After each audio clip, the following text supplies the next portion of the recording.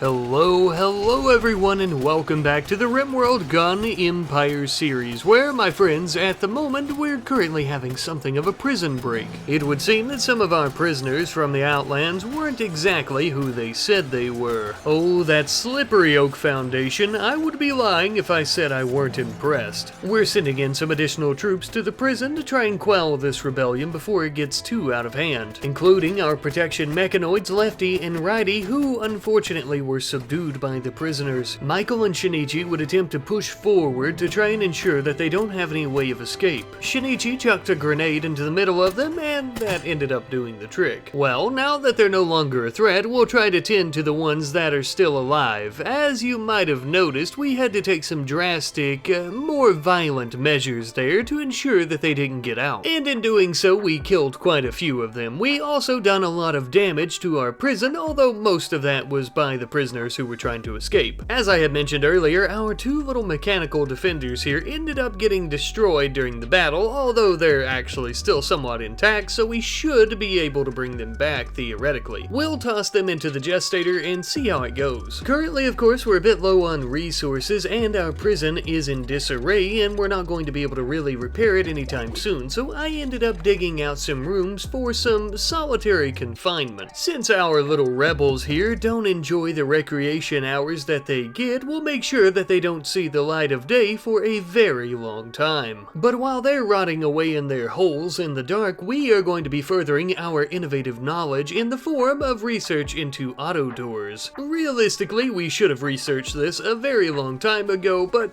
here we are. A little bit of time later though, and Cheeseman had finally finished up the research. Now with this fairly basic prerequisite technology under our belts, we could actually begin researching security doors for our prison. Not only are they much more convenient to walk through, but they are also much stronger than ordinary auto doors. Hopefully this will help us ensure that we don't have another breakout. As you well know though, the research won't do us any damn good if we don't have the resources to actually repair our prison and to install these new doors, so we're actually going to be loading up plenty of weapons, ammo, and some armor to fly out to the Thromboian Union to do a little bit of trading, of course. Not only to make a pretty penny off of them, but also, of course, to ensure that they are well and able to protect themselves and maybe sow a little bit of chaos. But also, yeah, to make money. As we were flying overhead on the way back home though, we noticed that there was a bombardment site in the mountains in rebel territory. Now this had happened several hours after we had just dropped off a shit ton of guns and ammo to the Thromboian Union, so I'm guessing it might have something to do with them. Since we don't know who the other faction giving the Union so much trouble is, we're going to be taking our aerial vehicles, and we're also going to be sending Shinichi and Greffus. Our vehicles should allow for a quick getaway if things were to get too hairy, and of course, Shinichi and Greffus have the best armor out of all of our mercenaries. Just as well, they both have some kick-ass bionics, making them the strongest members. Don't let yourselves forget, there's a good reason that Shinichi is the leader of our army. We're also sending Commando Jr. because he's the most handsome. But with that, lads and lasses, we are off. It's time to make the donuts, baby. And by that, I mean watch a battle and pick up all the guns after everyone's dead. Speaking of which, a couple hours later, we had finally arrived. It would appear that it is the Marshal Service who is fighting with the Union, and they're not faring too well either. You know, change is quite different for some folks, and I don't think that the Marshals nor the Rebels have ever quite gotten used to the fact that the Union now uses automatic weapons instead of a bow and arrow. This appeared to be a fairly small trade caravan from the Marshals, most likely hoping to go about their day undetected. Unfortunately for them, that was not the case, and they all seem to be dead, or at least on the brink of death. Well, either way, this would be a great opportunity for us to jump in and maybe pick up some of these auto cannons here, because they are worth a lot of money. Just as well as all the other equipment that we most likely sold to them in Season 1, so, you know,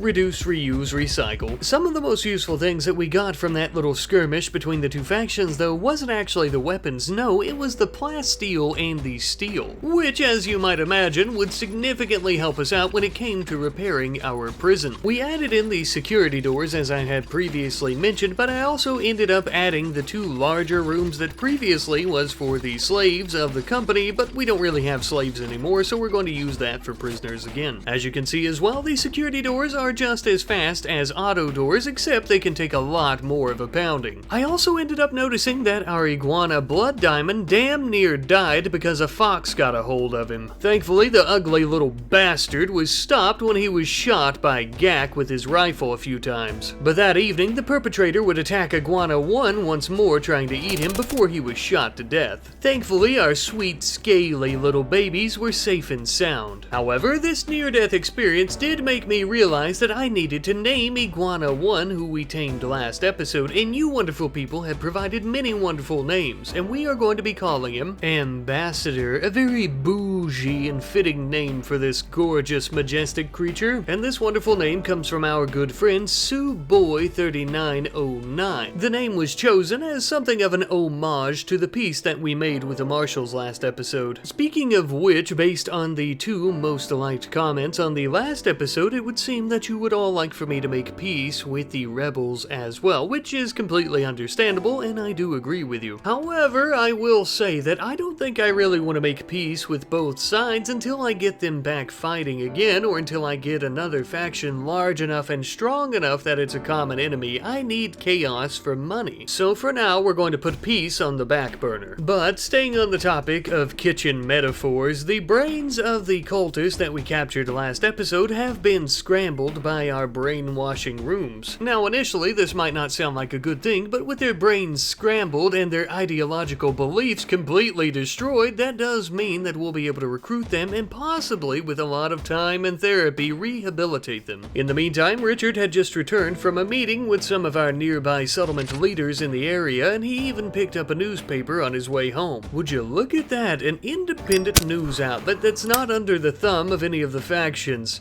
That is rare to see nowadays. It would seem this little article is about us arming the Forgotten as well as the Thromboian tribes. Let them sing our praises. A little bit of time later, I noticed that we were having a slight dip in our crop yield, so I was going to build some sprinklers in all of our growing areas. That way we could try to get our onions and peppers and everything grown much faster and much more efficiently. Water, the building block of life. Yet another miracle we've managed to accomplish in the Noquan Desert. After that, one of our rambunctious rebels, the purple Thromboian prisoner, was getting a little bit wild and we had to put him back in his place. Truth be told, I think he might be my favorite prisoner of the 3. He has a lot of spirit. It will be quite a challenge to break it, and I love a challenge. And with that being said, it is now time for our Thromboian Union compadres that have been visiting us for a while to go back home. It's actually been overdue for them to go back home for the last few days. I just wasn't really paying attention.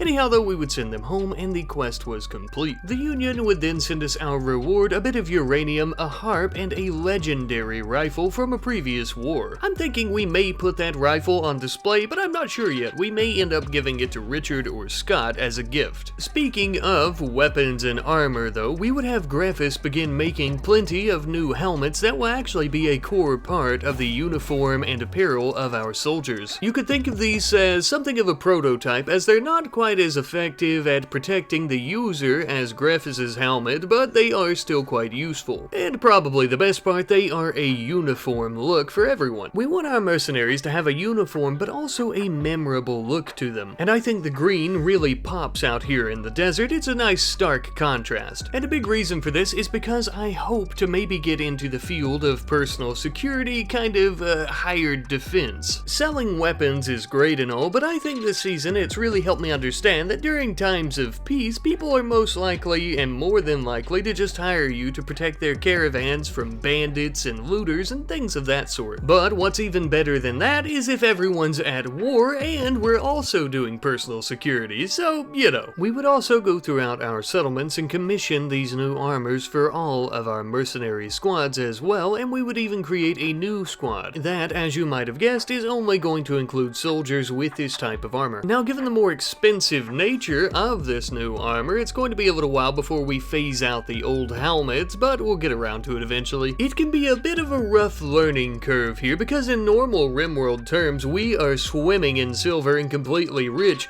but in terms of the 3rd most powerful and 3rd largest empire on the planet of Degum, we're still floundering around on occasion to try and scramble up enough silver to pay all of our hired guns across the planet. It would be nice if we had some type of central trade authority or some type of bank or something. Sometime later, we ended up having a small group of police officers coming from the Marshall settlements to do a bit of trading with us. It would seem, since their government has stopped purchasing weapons from us, that they are a bit under-equipped to handle crimes in their communities, so they're having to take matters into their own hands.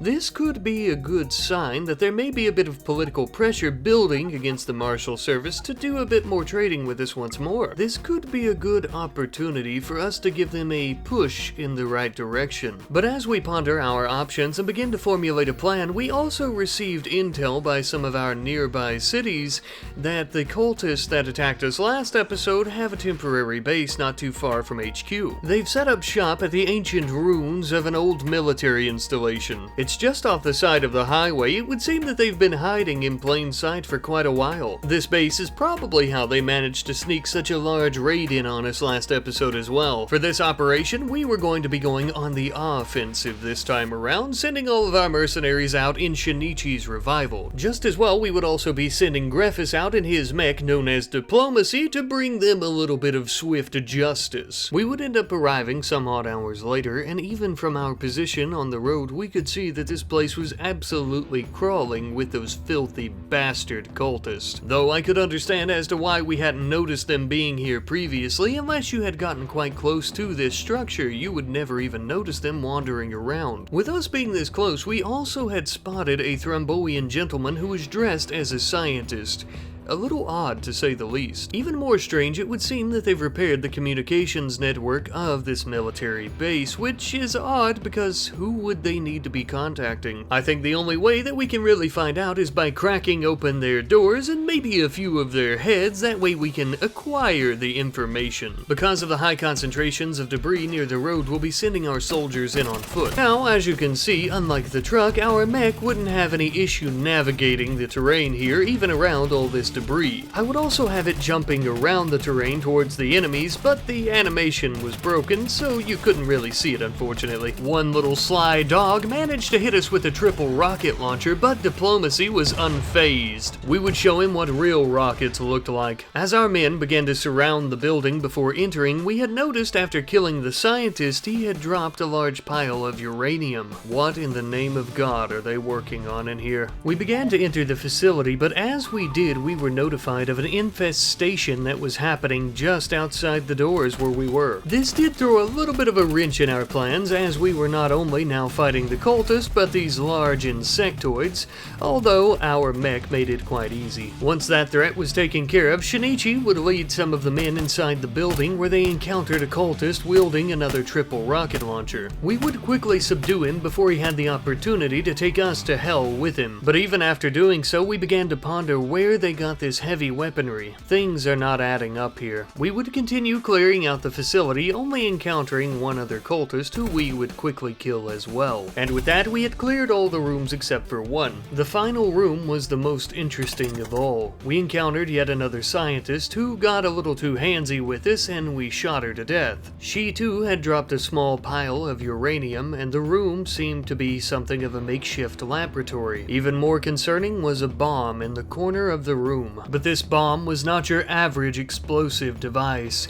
It was a dirty nuclear warhead. They've been here for months on end cooking this up, waiting for an opportunity to strike. Thank God we stopped them in time. Before we left, we were sure to destroy their communication array. That way, whoever's been funding them here wouldn't be able to contact them any longer. I think it goes without saying, but I'll say it anyhow, that this is most likely the work of the Oak Foundation, the lucrative, secretive branch of intelligence for the United Rebel Forces, for any of you who may have forgotten. As we were heading back home though, we had received notification that our headquarters was about to be sieged. Those damn rebels had us right in the palm of their hands, knowing that we wouldn't be able to make it back in time. Led by the infamous General Shortus, a well-known rebel leader, and husband to President Tree herself, the president of all rebel nations and associated territories. But I'm afraid the bad news doesn't end there. They also brought along with them a dirty nuclear warhead. Any form of reinforcements were far too slow. The only opportunity we would have to save ourselves would be to try to hit that nuclear warhead with some explosive shells from our artillery cannons.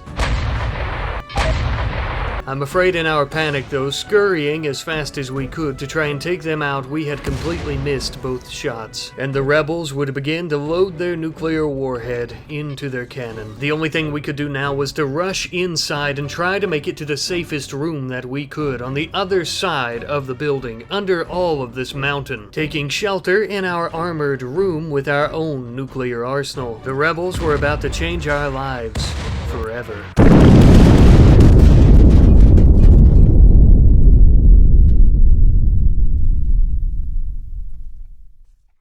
Thankfully, we were all still alive. We had managed to get ourselves deep enough within the mountain that we were not disintegrated by the nuke. But most of our base was completely obliterated in literal seconds. Everything towards the front of the base was destroyed, including our battery room. Thankfully though, our backup power had kicked in just like we hoped. We won't be able to hide out for long though, because those uranium generators will eventually run out of fuel. Just as well, our animals and we ourselves were already beginning to feel the effects of a dirty nuclear bomb. Radiation sickness had us in its deathly tight grip. We began racking our brains for a plan, as the rebels weren't going anywhere. As a matter of fact, they would continue sieging the base. It would seem that they want everything reduced to ashes. Thank God, though, our reinforcements had finally arrived back home, and they would swiftly begin engaging our enemies. The rebels had hidden themselves between the small hills of the desert, so we would have to try to attack them on foot. Greffus would waste no time using the mech's abilities against them, though. Unfortunately, due to prior damage, it was destroyed during the chaos. But Greffus himself, as well as all the other mercenaries, would not falter so easily. Pressing forward, fighting for our home, we would push our enemies out of our territory and away from our home. General Shortus and his men would begin a retreat out of the area. Not so fast, you son of a bitch. The general, with his mighty antique sword from previous wars, would try to take on Shinichi and his chainsaw. A big mistake, and his final one.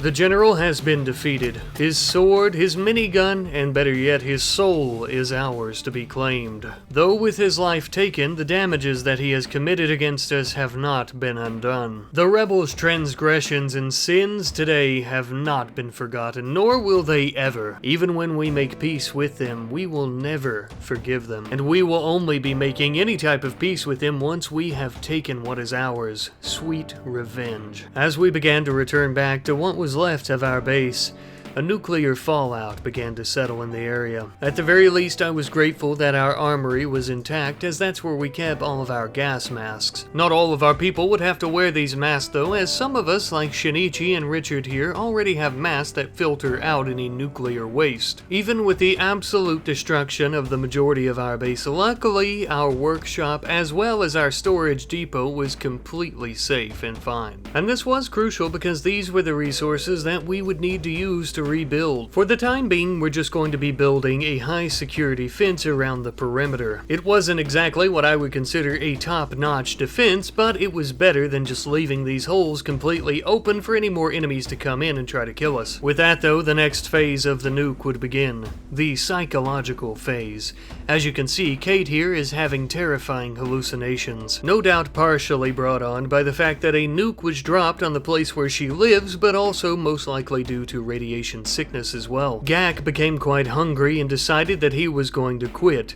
This would also be partially blamed on the nuke and radiation sickness, I'm sure. But we can't have any quitters around here. Shinichi himself would arrest him. If he wasn't going to be recruited back into our ranks, his only other option would be in the labor camps in the Outlands, or perhaps a bullet for desertion. We would end up using many of our remaining resources to build a new type of chopper, and as we were doing so, the nuclear fallout had began to settle and seemed to clear up just a bit. Now, because this new chopper is a Cherokee helicopter versus the Mosquito, small, simple helicopters we've had in the past, this one is going to take quite a bit longer to be constructed, so in the meantime, we would also begin making some crucial repairs to to the inside of our headquarters. The next morning, Richard would finally finish up the Cherokee helicopter. Now, of course, you guys are more than welcome to give this bad boy a good name. Now, there is a special reason that I've chose this specific type of helicopter. It specializes in hauling tons of cargo, and in this particular situation, those tons of cargo are going to be tons upon tons of silver. Richard, as well as Scott, would be loading up into this new helicopter, and they're going to be going to the Outlands to buy a special product. Now, I understand if you're a bit confused, because we just had a nuclear bomb dropped on our base. Why would we already be going out to try and trade with Outlanders? What is the point of this? I can promise you, my friends, this is exactly what we want and what we need. For you see, my friends, there's something we've been pondering on doing for quite a while, and for the low price of 10,000 silver, we can get our revenge on the rebels. I'd like to introduce you to our new friend, Shadow. Shadow here is known as the chameleon of the Outlands. She takes on many faces from many factions, and she is a professional assassin, the best of the best.